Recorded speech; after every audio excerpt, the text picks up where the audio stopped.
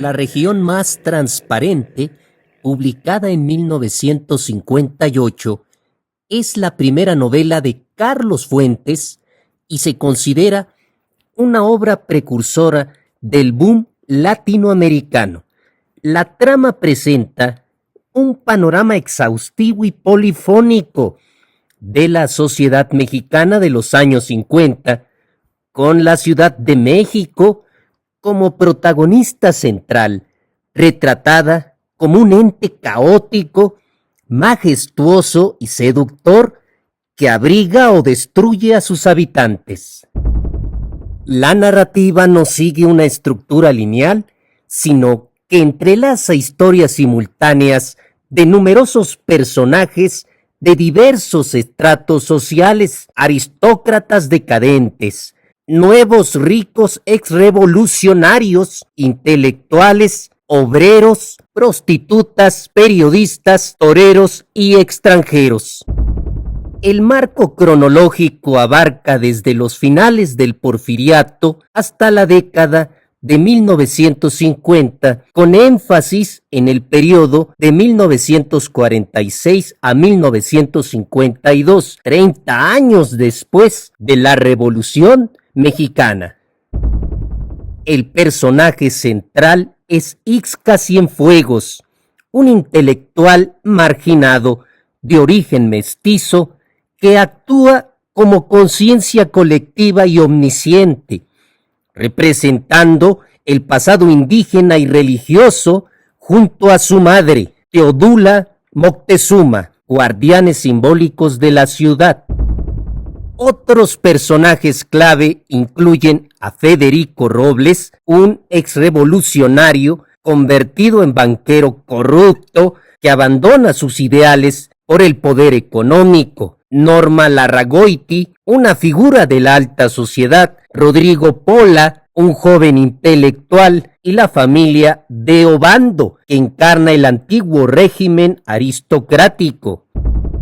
La obra es circular, comenzando y terminando en fiestas, y mezcla géneros como realismo mágico, melodrama, sátira, novela histórica y filosófica, con un lenguaje que incorpora modismos populares, extranjerismos y acentos de inmigrantes. En esencia, es un relato multitudinario donde dialogan vivos y muertos, recreando la vida urbana de México.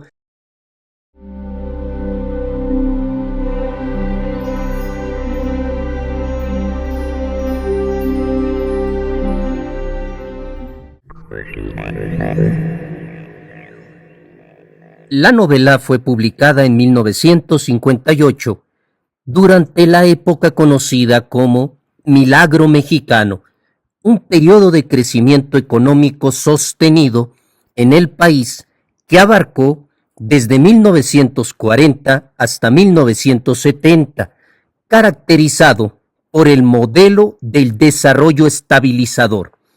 Este modelo impulsó la industrialización, la inversión en infraestructura y la estabilidad de precios y desencadenó una urbanización acelerada de la Ciudad de México, que pasó de ser una urbe colonial a un centro moderno con casi 3 millones de habitantes. Sin embargo, este progreso ocultaba profundas desigualdades, corrupción gubernamental, especulación inmobiliaria, invasión extranjera, burocracia corrupta y la consolidación de una nueva burguesía y clase media urbana, a expensas de los campesinos y obreros, quienes enfrentaban miseria, melancolía y exclusión social.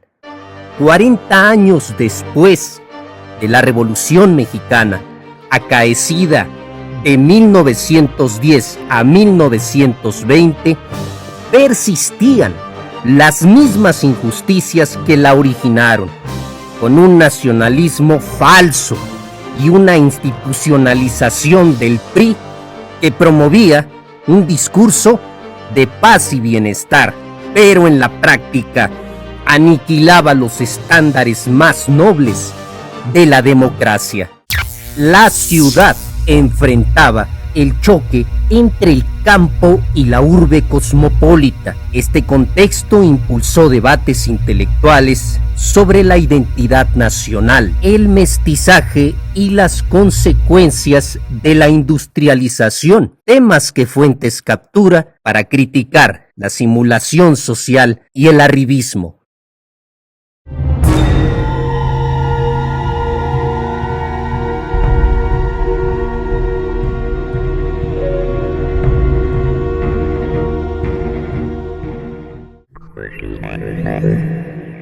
Carlos Fuentes es una figura central del boom latinoamericano, un fenómeno literario y cultural de las décadas de 1960 y 1970 que llevó las obras de novelistas latinoamericanos a una audiencia global.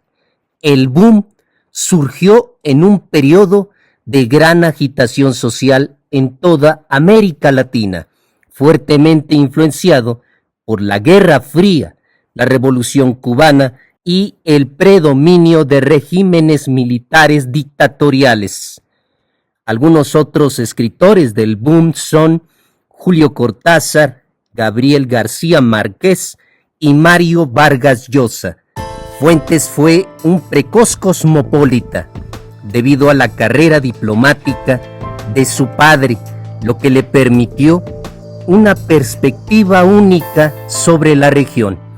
Cuando regresó a México, en su adolescencia, desarrolló una pasión por la vida nocturna en los bajos fondos de la ciudad y una profunda conexión con la cultura nacional, el ideario citadino y la mitología prehispánica. Su obra, La región más transparente, fue pionera al abordar la realidad urbana de la Ciudad de México y señalar el fracaso de la revolución, rompiendo con la novela rural y de la tierra predominante. Fue un catalizador del reconocimiento de las novelas de autores hispanoamericanos y junto con Emanuel Carballo fundó la Revista Mexicana de Literatura, un espacio clave para jóvenes autores y las obras modernistas europeas.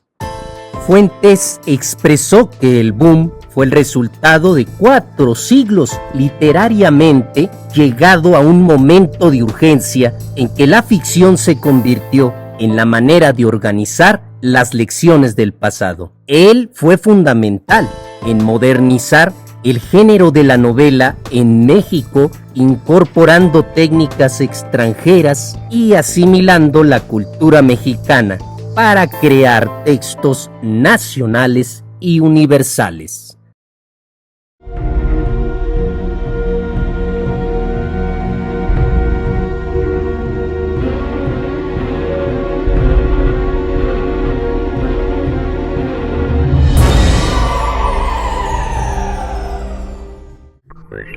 Carlos Fuentes, al inicio de su carrera, motivado por su compromiso político y social, buscó responder a la pregunta ¿qué es México? Y en sus letras capturó su esencia con furia y pasión. Decidió enfocarse en la urbe cosmopolita, a diferencia de Juan Rulfo, que había retratado el campo rural para describirla tal como era y llenar un vacío en la literatura del país. Fuentes da voz a la Ciudad de México a través de sus más de 80 personajes divididos en prototipos sociales, aristócratas, burgueses, intelectuales, el pueblo, revolucionarios, guardianes, extranjeros, etc. El lenguaje adquiere un papel fundamental, utilizando una variedad de registros popular, culto, musical, que son reflejo de los sonidos de la ciudad. Esta riqueza lingüística, que incluso ignora correcciones gramaticales y mezcla modismos locales, anglicismos y otras lenguas, busca permitir que hablen los que no han podido hacerlo ni en la literatura ni en la historia. La Ciudad de México no es un mero escenario, sino el metapersonaje principal de la novela, un ser vivo que, en su afán de crecer, va devorando a los pueblos de su alrededor para incorporarlos como barrios. Fuentes fusiona el pasado prehispánico de la Gran Tenochtitlán con la actualidad, mostrando cómo la ciudad ha perdido su esplendor original. Esta fusión temporal subraya la idea de que el pasado prehispánico, sin embargo, aún palpita en el presente. La novela es un reflejo crítico de su tiempo, cuestionando los aciertos y exponiendo los errores de lo que se ha hecho a nivel gobierno, a nivel sociedad. Fuentes argumenta que la revolución fracasada no logró la igualdad social que prometía, sino que sus abanderados se instalaron en el poder y olvidaron seguir luchando. En su lugar surgió una nueva burguesía mexicana sumamente poderosa e insensible, compuesta por antiguos revolucionarios, banqueros, comerciantes e industriales, quienes habían logrado su riqueza, paradójicamente, gracias a la Revolución Mexicana. La obra resalta la polarización social y los contrastes que existen entre la gente rica y la gente pobre. Federico Robles, un banquero de origen indígena y ex soldado revolucionario, personifica a esta nueva clase corrupta y el nuevo poder naciente de México.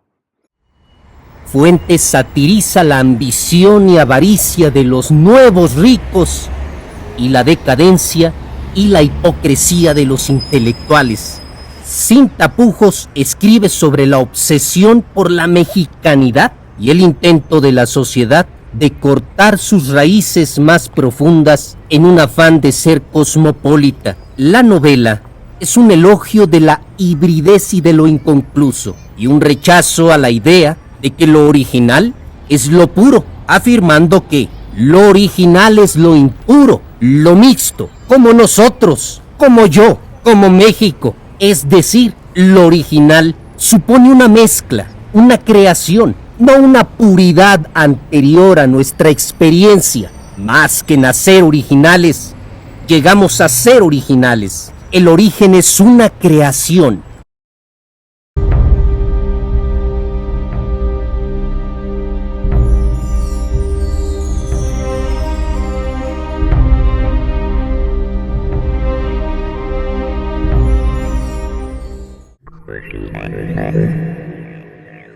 El título proviene de una frase del geógrafo alemán Alexander von Humboldt sobre el Valle de México, citada por el autor Alfonso Reyes en su obra Visión de Anáhuac de 1917, y se usa irónicamente para contrastar la pureza original del aire con la opacidad social y contaminación actual de la urbe.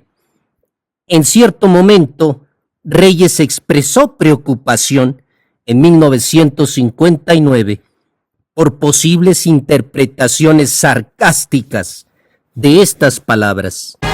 En las primeras ediciones, la portada mostraba la torre latinoamericana, símbolo de modernidad y progreso, aunque no se menciona en el texto.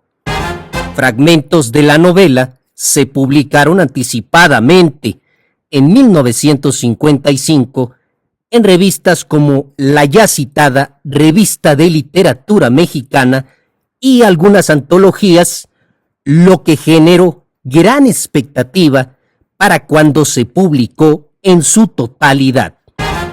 Fuentes escribió la obra entre sus 28 y 29 años durante una beca en el Centro Mexicano de Escritores, donde coincidió con autores como Juan Rulfo y Juan García Ponce.